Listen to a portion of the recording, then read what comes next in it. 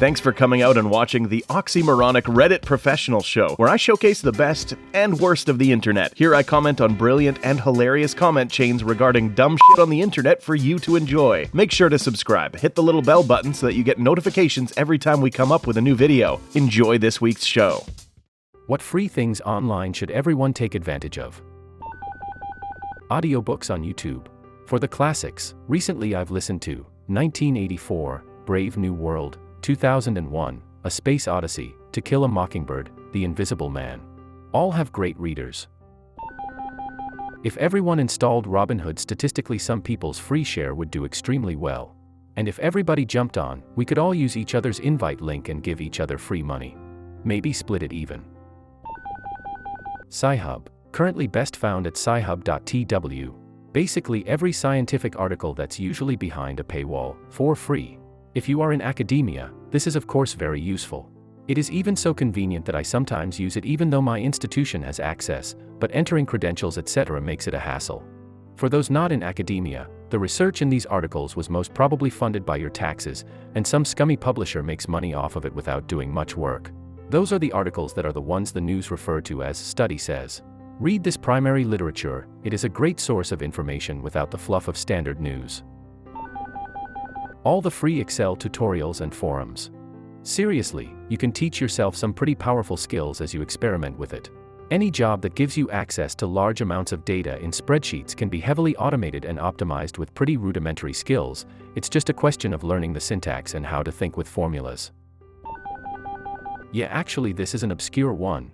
So if you look for the local water treatment plant that supplies your area, often they show a map of how the water is distributed and the path it takes to get to your neighborhood. Trace it all the way back to your house and take a shower, you filthy animal. My city is rather old, suburb or Denver.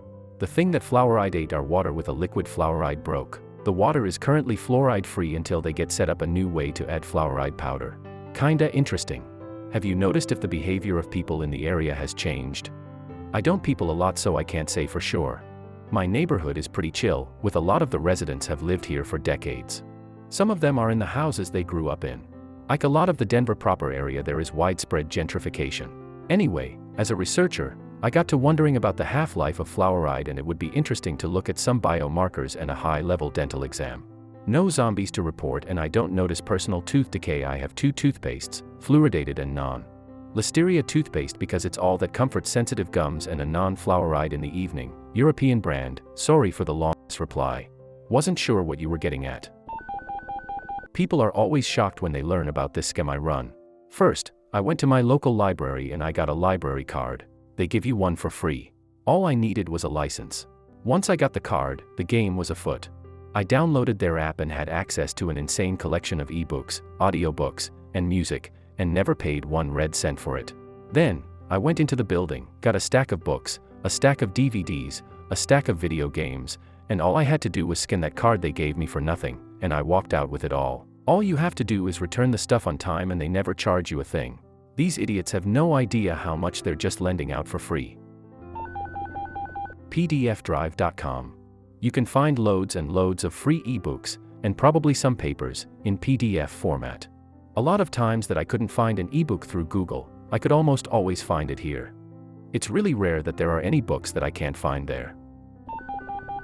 Everyone knows Wikipedia is free, but did you know you can download all of Wikipedia to view offline?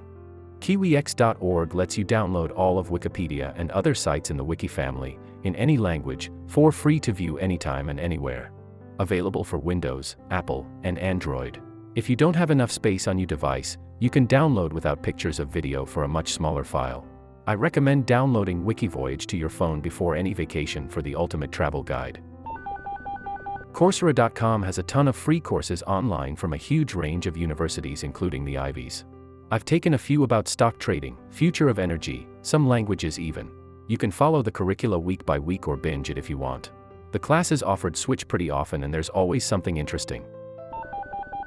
If you have a.edu email through your school that uses Gmail, you get unlimited Google Drive storage. Also, Amazon Prime is half price with an edu address. Canadians get a free Canada flag that was flown on Parliament Hill. Only a 40-year wait though. 1aauto.com. It is a car parts supplier, but their videos show exactly what tools you need, what parts you need, and how to do a repair yourself. Great money saver if you don't know much about mechanics.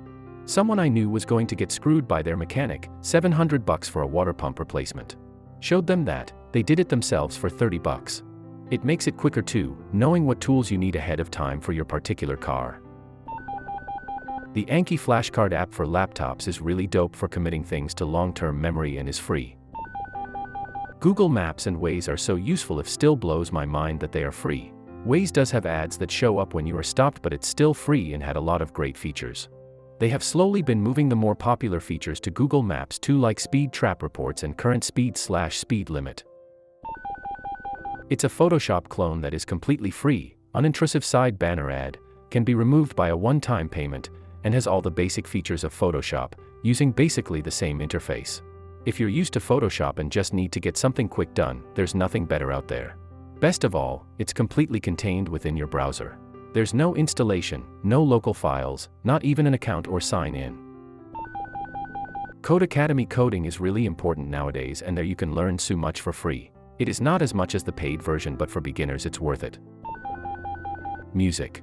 We take it for granted in this YouTube era, but just a few decades ago, music wasn't accessible to people at all, and not even the rich had access to all types of it. Now this globalized era has given us countless options. MOOCs. There are thousands upon thousands of college courses available for free. Some have a cost, but most of them have a free audit version where you get all the videos, lectures, content, but no certificate. So if you don't care about the certificate, you don't have to pay anything. I've done a few computer science ones. I took a few Coursera courses on machine learning. I took Harvard's CS50 course. I learned a lot of software engineering and web development from free courses. Another one I intend to take advantage of is called NAND to Tetris, which teaches how computers work from primitive Boolean algebra to actual functional operating systems. Look them up. So many books are available online for free. Maybe not all are entirely legal, but if you're a fellow morally bankrupt person, then read away. Also, I owe a big part of my degree to Indian dudes giving lectures on YouTube. Some did a much better job than my professors. Wikipedia's reading lists. The article itself often holds a pretty good collection of relevant information, yet for in-depth research it can be hard to find proper literature. Wikipedia always quotes their sources, which often are the most relevant for a topic. Unless you aren't researching for your PhD, you can save a lot of time in literature research. Astronomer here.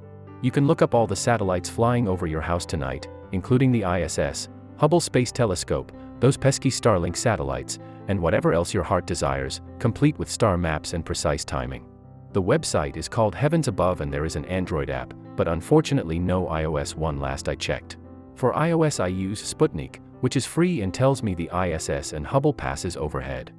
It should be noted BTW that many if not most of these objects are visible even in a city if on a good pass right above you.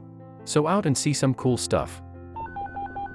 Duolingo. I have been using this for quick Spanish lessons with my morning coffee for a couple years now. It doesn't override the need to take classes for college credits, but I recently had to take a course and it was a breeze. There are a few hundred languages that it teaches, and the mobile app makes it easy to do anywhere while waiting. If you're at all interested in learning 3D modeling or animation, check out Blender. The program is entirely free and just received its latest update to 2.8, which makes it super accessible to new people. A search on YouTube would also lead you to find tons of free tutorials to try and maybe build a hobby on. There are also loads of free add-ons and lots of other content from other Blender users. The Blender Stack Exchange is really active too, so if you get stuck on trying to make something, feel free to ask and you would usually receive an answer in very little time. Google Rewards. You literally earn money from Google by answering some questions. It only requires some information about you. This money can be used for buying apps, movies, and some purchases in apps. But I guess it only works for Android. Go to your local library and pose the same question. They are usually partnered with various sources online for free content. It's incredible what they might have. My library is partnered with Hoopla, which has ebooks, audiobooks, TV, movies, comics. I don't doubt there's an actual resource for this, but if you Google your textbook name plus PDF, you'll most likely find it for free, in browser. I had one obligatory textbook this semester. I found the PDF, didn't read more than 2 chapters and got a B in the class. Would have been $100 wasted if I didn't check for a free PDF. Let me tell you about an app called Reddit. I've learned many things from this app. Best part, it's free and ads can be skipped and you can get help for almost anything. If you enjoyed this week's effective way to waste time, hit that like button and subscribe for more content like this. If you are enjoying the series, leave me a comment below. A special shout out to the content creators. You frickin' rock.